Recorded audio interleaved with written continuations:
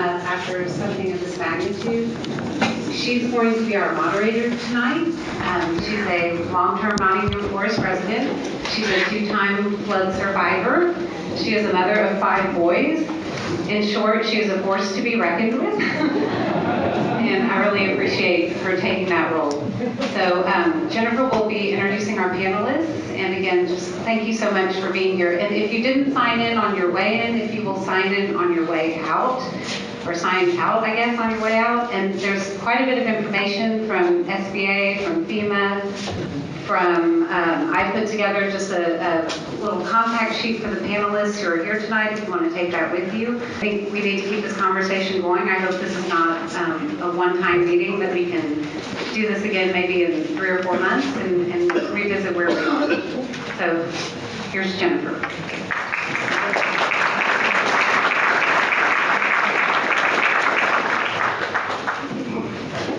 Thanks, everyone. I'm assuming if we've got people that are in here, then 100% satisfied with their situation right now. So I'm going to ask you to try to keep this positive and understand that we want these people to come back and answer questions for us later. And so if I need to raise the relax hat, that means y'all need to chill out. So please respect that these people are giving their free time to be here with us to help us get through some difficult questions. And for the panelists, I'm going to ask y'all to keep your answers as short and sweet as possible. And if you're not going to answer the question, please don't dance around it. I just need you to tell me I'm not going to answer the question, and that works. I won't hound you for it. I just want you to tell me you're not going to answer the question. And I think we can go with that premise. Okay. And we really can't continue with sections as we go through this. This is just my street, and I want to remind you that we're here to try to recover from this. This is after most of the houses had the debris removed. And while the people in the audience know how horrible it looked, maybe all the people at the top of the room don't know how horrible it looked. And so I just wanted to make sure that we square this up and everybody understands we're here to try to recover from that. Okay, with us today, we have Senator Joan Huffman. Joan was first elected to the Texas Senate in 2008 and has since been re-elected 3 times. Her background and knowledge on various topics has allowed her to serve on several key committees which impact the overall operation and efficiency of state government. She currently serves as chairwoman of the Senate Committee on State Affairs, vice chairman of the Senate Committee on Criminal Justice, and is a senior member of the Senate Committee on Finance. She lives with her family in Houston and proudly represents a diverse district including parts of Reservoir, Fort Bend, and Harris counties. Then we have Jim Murphy, Representative Jim Murphy. He represents District 133, which is West Houston. He was first elected in 2006 and serves as chairman of the House Committee on Special Purpose Districts and is a member of the Ways and Means Committee. Mr. Murphy also serves as floor leader for the House Republican Caucus. His legislative work is focused on 4 areas: expanding the economy, improving education, protecting local communities, which is this, and strengthening private property rights. Prior to his service in legislature, Mr. Murphy was twice elected to the HCC Board of Trustees, serving from 1997 to 2006. He works as an economic development consultant through his firm, District Management Services. In this capacity, he's helped bring in over $2 billion in new investments and tens of thousands of jobs to West Houston. He grew up in District 133 and graduated from Straight Jesuit in UT Austin. He and his wife, Dr. Kathleen Murphy, are members of Sen Joan Huffman Church and have 2 adult sons, Robert and Pace. And my favorite slide of this entire presentation is the one with Mary on it. So we have it, so you need to go forward a little bit. Keep going. Here's Mary. She wouldn't tell me anything about herself, except that she is the district director for U.S. Representative John Carson.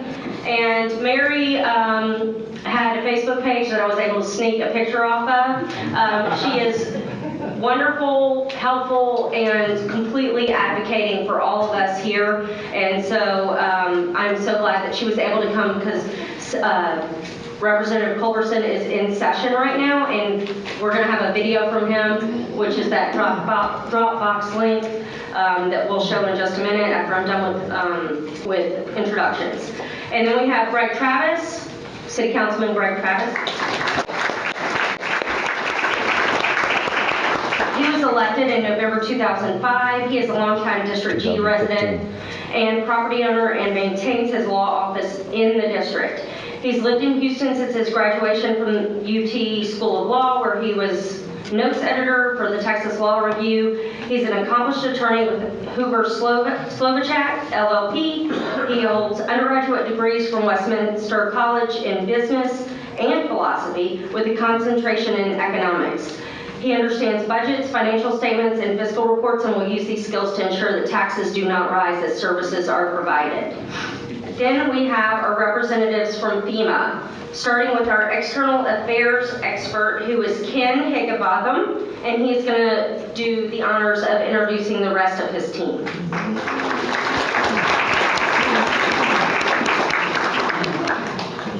Jennifer, and good evening to the residents of, my name's Ken Higginbotham, and I'm an External Affairs Officer. And Senator Huffman, Representative Murphy, Representatives Culberson and Schneider, and City Councilman Travis. Informational, we have our subject matter experts up here that are ready to answer your, we brought the A team. I know you folks have been severely impacted, and we can't stand here and say it's an individual experience. And for somebody to come up here and say, I know what you're going through. But we're here to provide you with a lot of information. There may be some answers that may not settle too well with you, but you'll get the direct, straight information, rules that the federal government has to abide by. We are here at the request of your governor, and we're here to support the state and local governments in the recovery effort. We know this is a long and arduous task. With the holidays coming up, we know that a lot of it can bring a few dismal, but with that being said, we hope we can give you the information that you need. We have our sister federal agency with the U.S. Small Business Administration. They have a lot of information to give you. They're kind of the bank, the federal bank, if you will. FEMA provides grants. Grants are not repaid, but the SBA, and we have up here that will answer your questions with the SBA. My other colleague out here, Roger Bush, be out here in the lobby, and you can stop by the SBA desk. So without further ado, I'd like to say we have representatives from our individual assistants. Subject matter experts, we have Dolores Elliott and David Medina with the SBA. Again, as I said, Roger Bush and Julia Diarmola. It's almost like trying to pronounce Higginbotham. I know it's tough. From the National Flood Insurance Program, we have Hillary Cook. From mitigation, and of course, as you all know, mitigating against future damages, and we have experts in that area. We also have a floodplain expert, Rodney Smith. So thank you very much. It's our pleasure and honor to be here. And if you have any questions, this is the forum to ask those questions.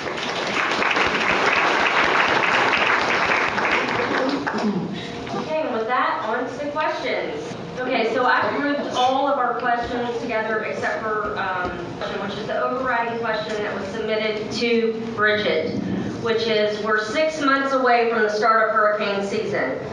What is being done to prevent future man-made flooding, to repair Addicks and Barker, which according to this weekend's Chronicle series are among the 6 most dangerous dams in Army Corps of Engineers inventory, and to begin the process of building a third reservoir.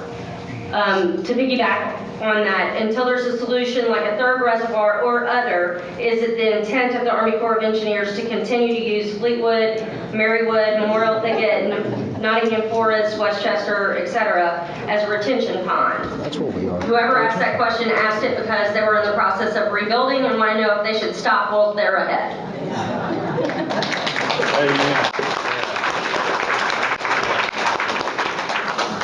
Who would like to take that question?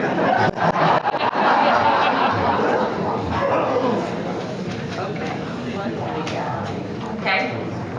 I won't try to, no. Where are they? Yeah. We need a FOIA, don't we? A FOIA. How can we prevent something if we don't know what caused it?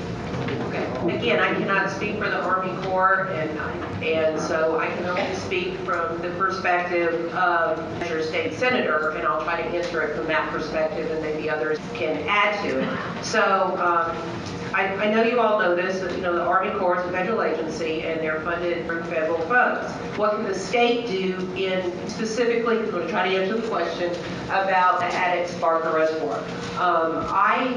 Myself, and as far as I know, every senator, and I believe every legislator from this district, I think I can speak for Jim on this, we are completely committed to using the rainy day fund to assist in the building of the third reservoir. We spoke that's bipartisan, that's every conservative Republican, that's every Democrat. We are committed to get that done. What everyone needs to understand is spend money from the rainy day fund. It takes a 2/3 vote of each. So when we finally get back into session, whether it's a special session, though the governor has not seemed to be inclined to call one, or it would be in 2019 would be the next regular session of the legislature, because we meet every 2 years, and we just met in 17. So at that point, legislation could be brought forward. Now, there's about $10+ billion in the rainy day fund.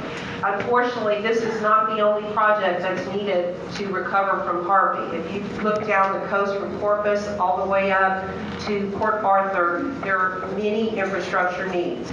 I know that what I think the most important needs are they're in my Senate district. But there's going to be other legislators who are competing for some of the funds. The hope would be to use the rainy day fund as to assist with the federal match. So when the feds pay to build the third reservoir, there will be a local match of should be 10 to 25%. I'm not sure exactly what that would be. But that is what I would envision we would use funds. I know that there's a commitment from the legislature. I know there's a commitment from leadership from Lieutenant Governor Patrick. I've heard him say it. Governor Abbott as well, to do that. That's very good news. And I believe in my heart that that day will come. But this isn't meant against Congressman Culberson. I don't mean it that way, because he's got to deal with his own cats up there too, right? I do believe that, we are waiting to see what the amount will be, and then from there we can move forward. If I were you're in your shoes and I was trying to make decisions about what to do with my homes in this area, feeling confident that measures made to the infrastructure to protect that what happened with Harvey was a wake-up call. I think what happened we all know the importance of the energy corridor, and perhaps many of you work for energy companies. Everybody knows the importance of that, and so I think that there will be a real effort to make investments in Senator Carson would like to. I'll say something while we're waiting.